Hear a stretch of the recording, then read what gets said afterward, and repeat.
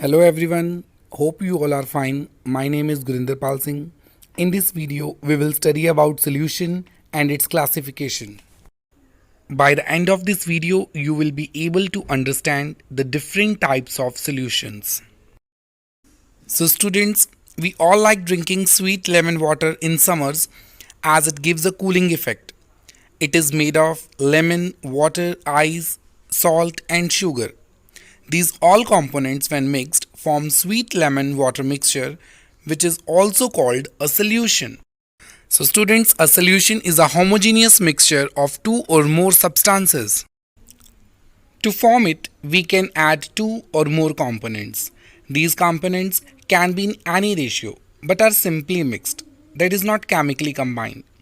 Generally, two components of solution are seen and are called solute and solvent. So students, solute is the constituent which is present in a comparatively lesser amount and gets dissolved in the solvent. And solvent is the constituent present in more amount and it has the ability to dissolve the solute in it. Let's understand it with suitable example. If we dissolve salt in water, then salt is in lesser quantity and it gets dissolved. So here solute is salt and solvent is water.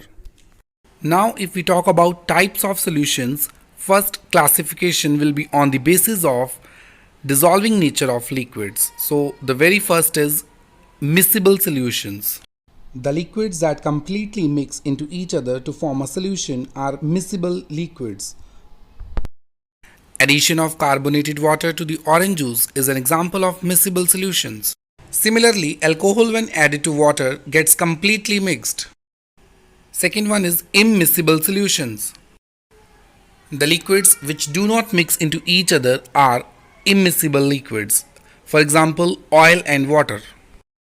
So students, miscible liquids are liquids which are able to mix and immiscible liquids are liquids which are unable to mix. Third category is partially miscible solutions.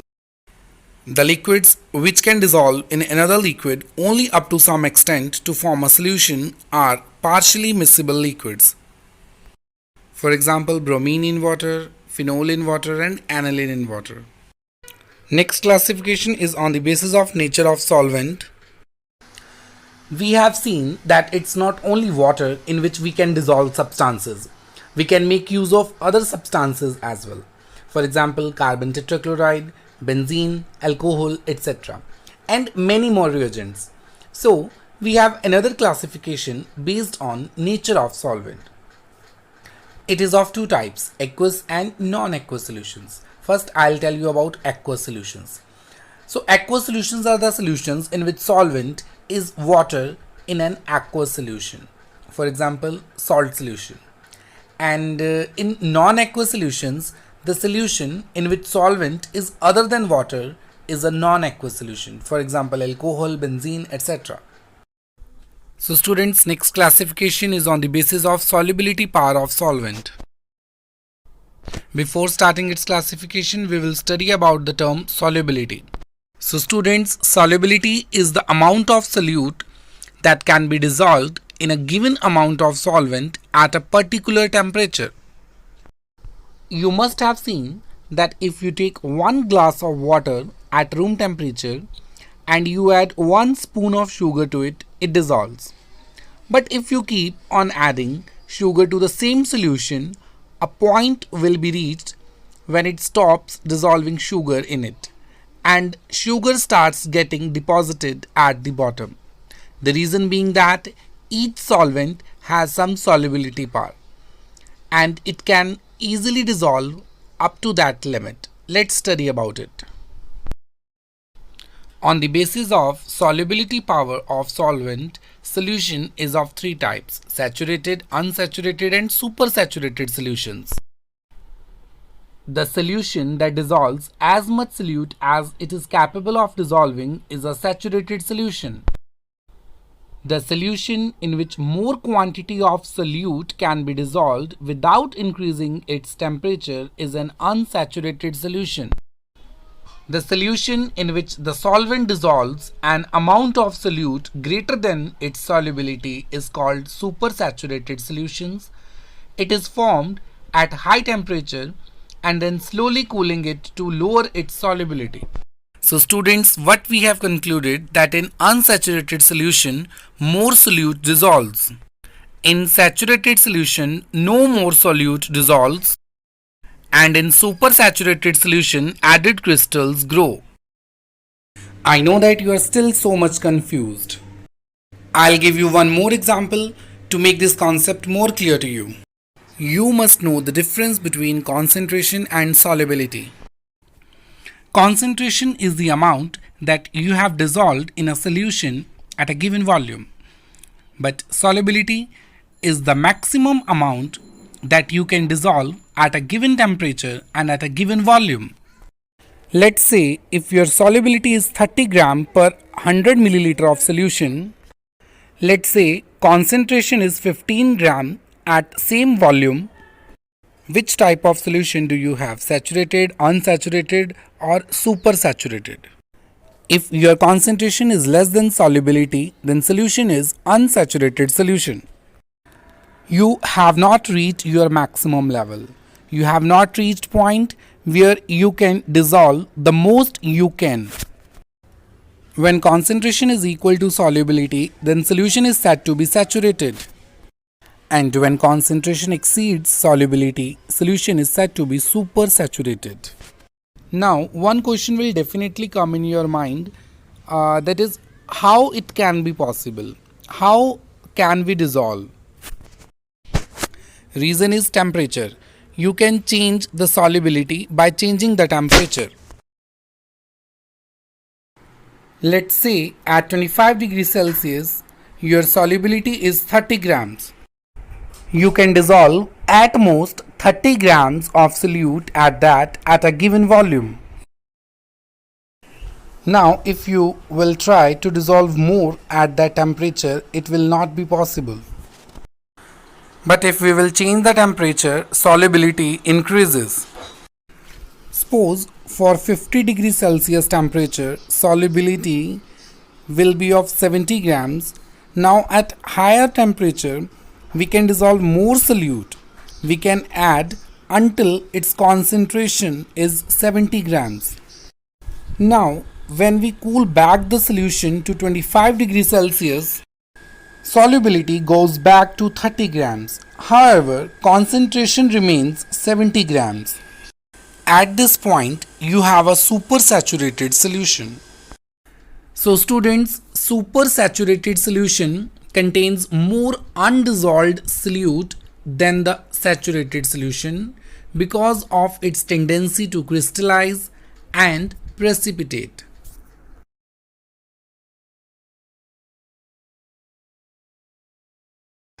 On the basis of size of solute particles, solutions are of three types: true solution, colloid and suspension. You must have made a solution of sand in water, sugar in water and milk. They don't look the same. Let's predict the nature of these solutions. So students, true solution is a homogeneous solution which contains small solute particles dispersed throughout a solvent. For example, the solution of sodium chloride in water. Sodium chloride is the common salt that we use in our home. Particle size is less than 1 nanometer. So students, 1 nanometer is equals to 10 to the power minus 9 meters. So now students, you can estimate that how small the size of particle can be. The particles of a solute in a true solution are invisible even under microscope, and its particles can pass through ordinary filter paper. Suspension is a heterogeneous mixture which contains small insoluble particles. Particle size is more than 1000 nanometer. For example, dirt particles in water. The particles of a suspension may not be visible to the naked eye but are visible under a microscope. The particles of suspension cannot pass through an ordinary filter paper. So students, colloidal solution is a heterogeneous solution which contains particles of intermediate size. For example, milk. The particles of a colloidal solution have diameters between 1 to 1000 nanometer. Such particles cannot be normally seen with the naked eye. However, light reflected by them can be seen under an ultra microscope. The particles of a colloidal solution can pass through ordinary filter paper. Thus, colloidal solutions are intermediate between true solutions and suspensions. Now students, we can easily compare suspension, colloid solution and true solution. We will differentiate true solution, colloidal solution and suspension according to these properties. Nature of suspension is heterogeneous, nature of colloid solution is heterogeneous, and nature of true solution is homogeneous. Particle size of suspension is greater than 1000 nanometer. Particle size of colloid solution is from 1 nanometer to 1000 nanometer, and particle size of true solution is less than 1 nanometer.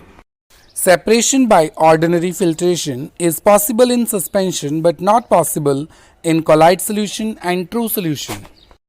On the other hand, separation by ultrafiltration is possible in suspension and colloid solution but not possible in true solution.